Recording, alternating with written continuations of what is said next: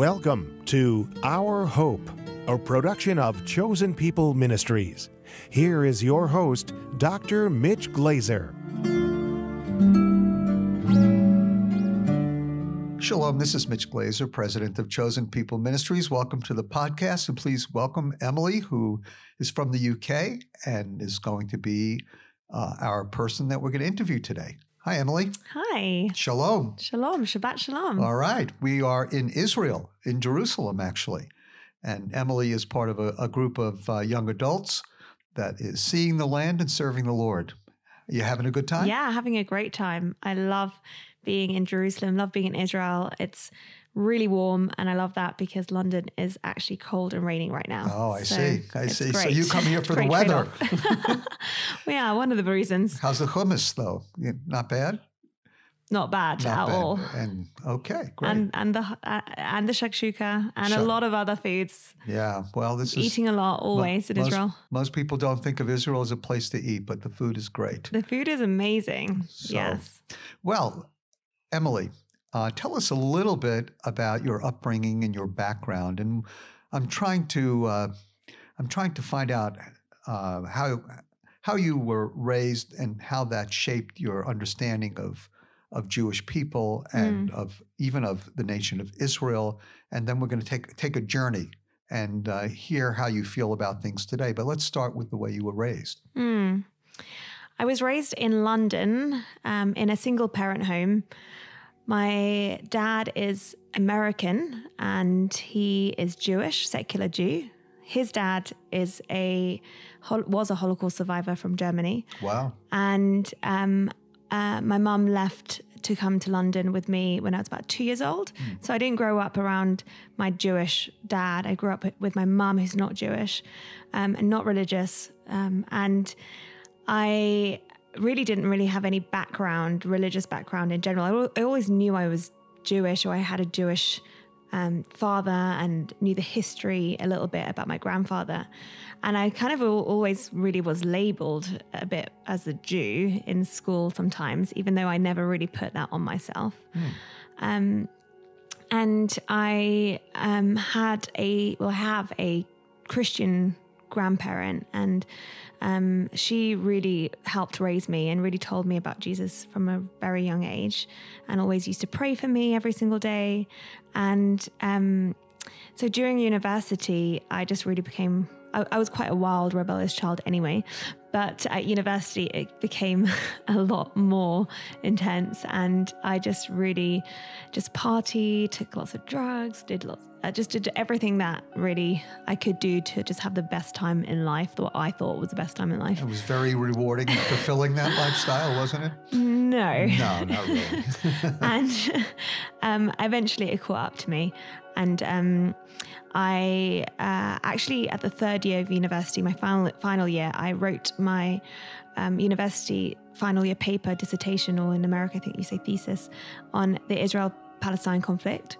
And I wrote it really with the agenda of having quite a pro-Palestine, anti-Israel perspective. So that's very interesting. Yeah. Did that cause you internal conflict because of your being Jewish? Well, I actually was quite anti my Jewish side as well. So this was it part wasn't of your really Jewish rebellion? My Jewish rebellion. And at the time I was actually dating a Arab guy, and all of his friends he used to tell me that I was like the cool Jew who hated Israel. So I actually thought I got a lot more credit from hating. That was a status position. Yeah. So and now, can I just ask you, did you have had you been to Israel yet? I hadn't been to Israel, nope. Okay. I wasn't a believer, hadn't been to Israel. Okay. And I'd been to Ibiza and Thailand and all the fun party places in the world, but no, Israel wasn't really on the agenda of going. I was always very interested in the Middle East. I had lots of Middle Eastern friends. I was very interested in Arabic culture growing up in London.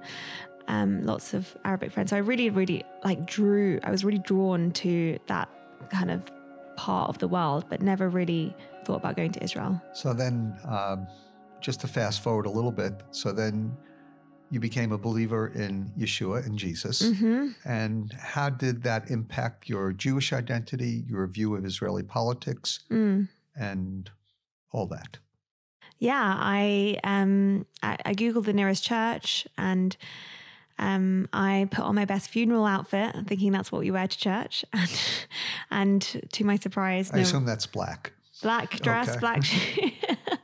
And to my surprise, everyone was wearing not so quite funeral outfits, and had such a powerful encounter with Jesus. And I would call up my grandmother, who had been praying for me since I was born, and she actually had a dream that I had been plucked out of the fire at the same time I prayed the prayer and gave my life to Jesus. So she already knew that I had done that before I told her. However, she was really upset because every time the topic of Israel came up, I would be very hostile and very just plot thickens a little bit. So Yeah. your godly Gentile Christian grandmother was sympathetic towards Israel. I think I actually made her cry once because I was arguing about her with that topic, and she just could not understand that I had Jewish heritage and I now had this new faith in Jesus, yet I was very anti my own people. Wow.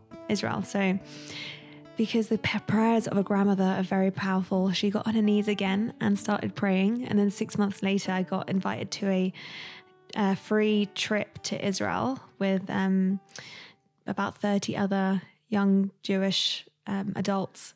And because I had already known a lot of people who were either done the trip or who were going on this trip, I just thought, okay, might as well go on it. And I actually hated my job at the time. So I was like, I could even quit my job and stay out there a little longer. And so I did. And that really completely changed my life. You may or may not want to share who sponsored that, and that's fine.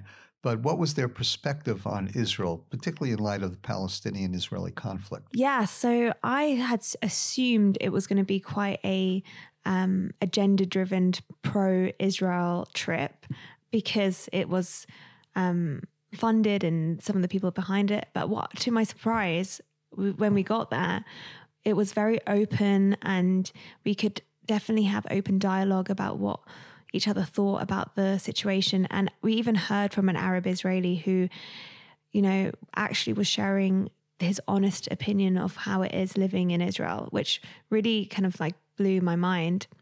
And what really struck me the most actually was being on this trip with 30 other Jewish people who I'd never met before, who don't share this same faith that I just kind of already encountered. Yeah, I felt like I was cut from the same cloth from them, and we just bonded so deeply. And I knew there was something about that was not just because I don't know, everyone's fun and nice. It was deeper than that.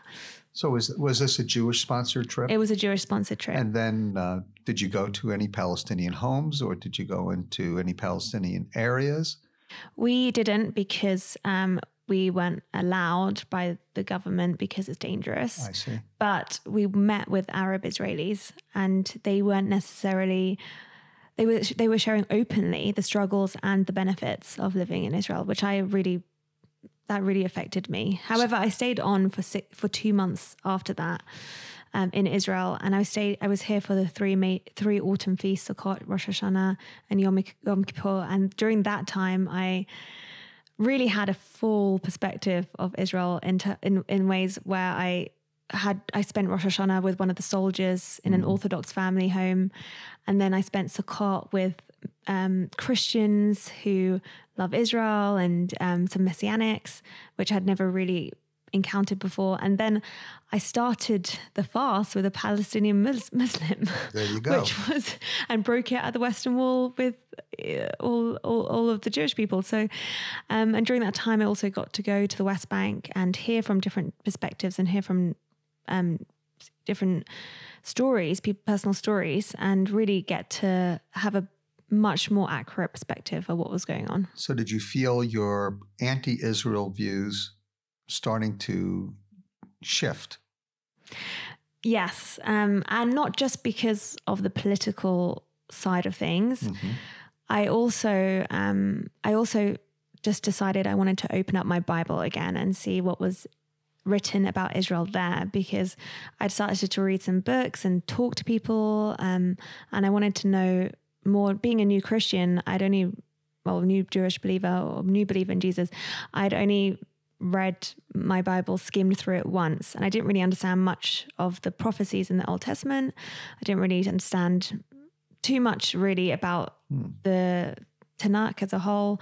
And so I decided to just read them over again. And so actually it was the prophecies in Ezekiel talking about the Jewish people returning to their land in their blindness, and then God pouring out his Spirit on them. And so it just was a kind of a very a revelation moment where I kind of instantly knew that this was happening right here and now, and that I and so many other believers around the world get to play a part in it. So of course you're referring to Ezekiel 36 and then 36 and 37, Ezekiel 11 as well. Right. And so did you find then as a young believer that Scripture was beginning to inform your position, whereas before your position was informed by politics, social justice issues, and so on? I think, yeah, exactly. And actually just being less ignorant of the situation. I think when you're seeing things through, I think sometimes you just don't want to know the truth. So I think at university, I wanted to be anti-Israel because it was, I guess, the cool thing to do. Even from my university teachers, they definitely came from more of a left-wing anti-Israel perspective. So it was just actually the easier thing to do. And so the way that I read books and the way that I read even newspaper articles, I read it through the lens of wanting to not actually even see the other perspective or see the other side of things. Whereas now, being in the land and meeting people and understanding that actually, okay, God is really doing something here, and the way that I viewed Israel is completely different from what I'm experiencing in the reality, must mean that I need to go back again and read these things and actually see what the true perspective is, or more of an accurate perspective is. What especially in the Israeli everyday culture did you discover that was counter to what you believed before?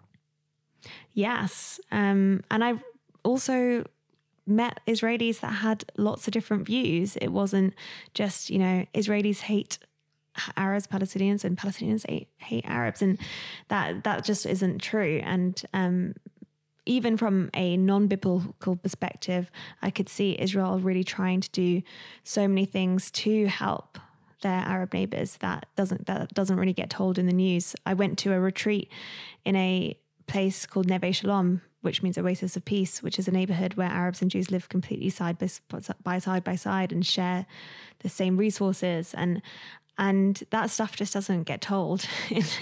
Now, for a moment, thank you. For a moment, let's bring this home. And when I say home, let's bring it back to England for a moment, because a lot of us have been reading the newspapers and watching the news, and we see that anti-Semitism is on the rise in many different countries, not just throughout Europe, but in the United States, obviously, too, with so many synagogue shootings and so on. And what do you feel in a complex place like England right now, and a complicated city like London, that's so diverse and so many different views, especially, over Brexit and over immigration issues and so on. And somewhere in this whole mix, there is anti-Semitism sort of bubbling above the surface in England as well. And it appears to some of us who don't live there that some of the anti-Semitism is really anti-Israelism that is emerging as anti-Semitism. And what is it that some of these folks in England do not know about the situation in Israel, that if they knew, they wouldn't be so against Israel? I think that, again, it is a lot of ignorance, both in the church and out the church. Most people who I who I confront and I talk to at these anti-Israel rallies or or even in Speaker's Corner, there's always someone there speaking against Israel.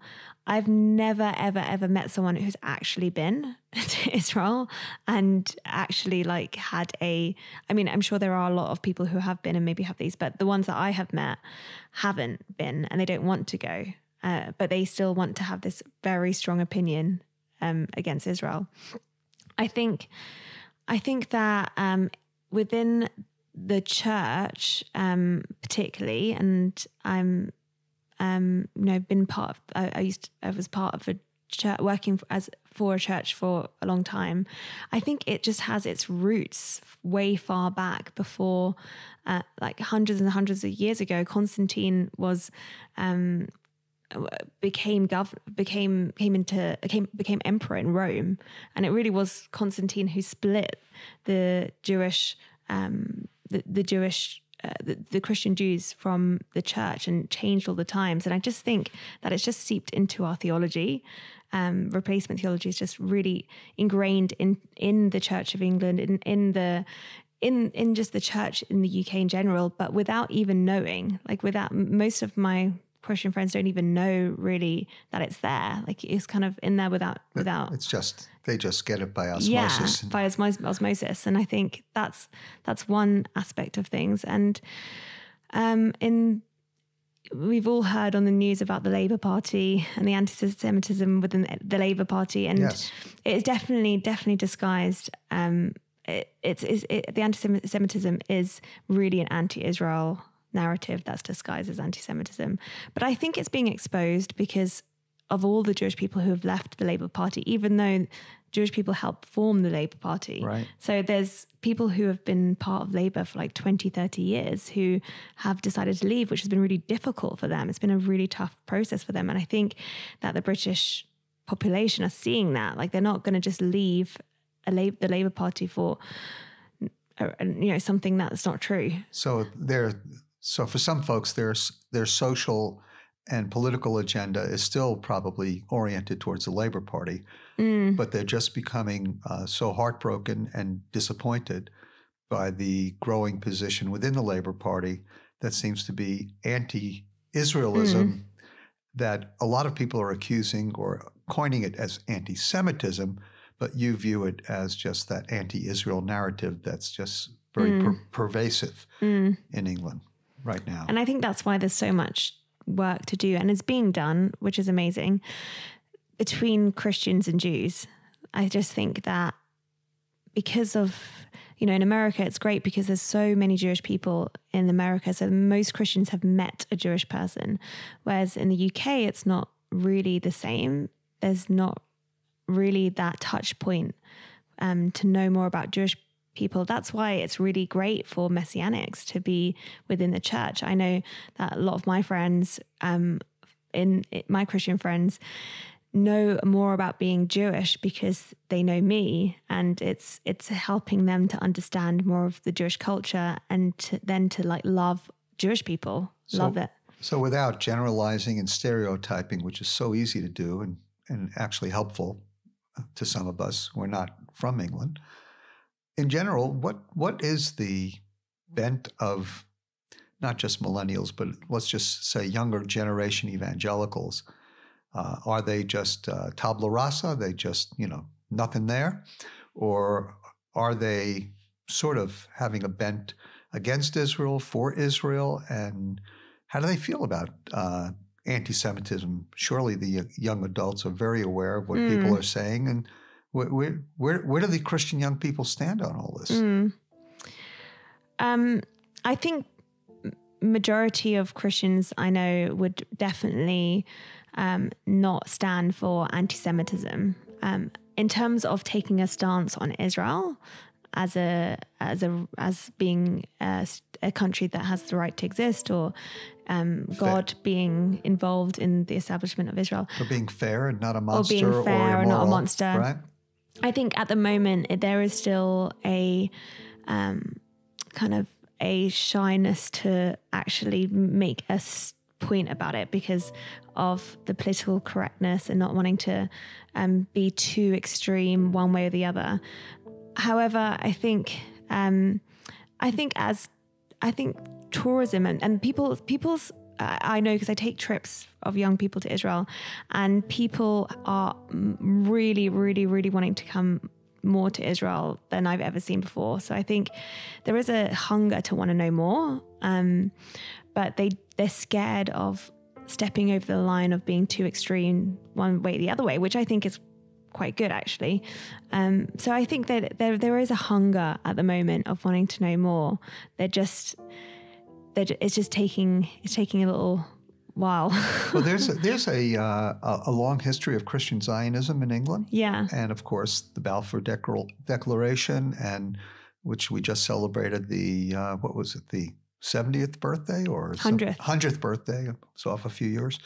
And I mean, it was a big celebration, a lot of evangelicals. And so it's not that England has historically been against Israel. I know there was some tough times after basically after the Turks left, you know, and then of course with the establishment of the State of Israel, there was huge tension, and really it was a small guerrilla war between England and the Jewish people in Israel at that time, and we all know about the bombing of the King David Hotel and Menachem Begin, and Menachem Begin was never allowed in the UK for many, many years because of his involvement with the King David bombing as when he was part of the Irgun. And so there are a lot of, that's what I say, it's very complex. But there has been a long tradition of Christian Zionism. Historically, that's been very influential actually in the formation of the land of Israel. And so here's my question. How do, number one, do young adults, Christian young adults, know about this long history of Christian Zionism in the UK? And if they do know something about it, how do they feel about it? I think there is definitely a remnant of young adult Christians who, God has really laid this on their heart and they really do know about it. And I know we had a group going on that met monthly that would pray for each other and help each other in ways of outreaching to other Christians about this. But in the mass young Christians en masse, I don't think that there really is a knowledge about this stuff. So that would be one thing, to maybe try and educate some of the young people about the rich history and fruitful history of very established, well-respected evangelical Christians in England who supported Israel well before Israel became a state. Well, I think that is the problem, is that so many of the older generation Christians have a knowledge about this because they also not just because they've researched, but they've also lived through some of the wars that Israel has been in, so particularly the 6-Day War. Like they know about it. They've seen Israel as the underdog, and now as it is currently. And I don't think that many of the young Christian adults have understand Israel's, like how it was formed, what the history is, the 6-Day War, how Jerusalem really was a miracle of them even being able to go into Jerusalem and capture it. And I think that is really what needs to be talked about more, as the history of the establishment of Israel. Because I think literally people just think that they just went in there, kicked all the Palestinians out. I've heard that so many times, and that was it. But there's obviously that's not true at all. The ogres.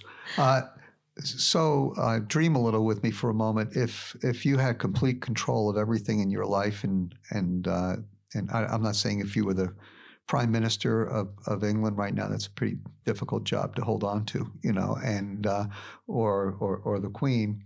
But if you could do anything you want in regards to the UK in building relationships between the UK and Israel and helping to reshape the mindset of this next generation of Christians that are going to be so influential in the future, and really shape the country's attitude in many ways towards Israel. What would you do? Where would you even start? I have thought about this question lots of times, not necessarily me being queen, but well, you can of how lower to... down, you could be prime minister. I think there are a couple of different ways. One of them is getting people here, getting young adults here. I really think that there's so many programs in place for Jewish people to get to Israel, either for a very cheap price or making it very affordable or attractive and fun and adventurous as well as educational. So I think that is like number one. And that's what I am personally trying to be able to do as well, as bring more young adults here, because we live in the millennial kind of culture is we need to experience it to believe it. And so it's so...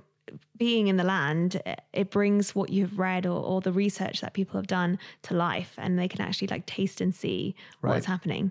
So that's number one. But number two is using podcasts like we're doing today, media, film, social, to really engage with the next generation. But what I've seen is in the UK is kind of people who don't really know how to use these technologies well, but they still want to try, so they're going for it.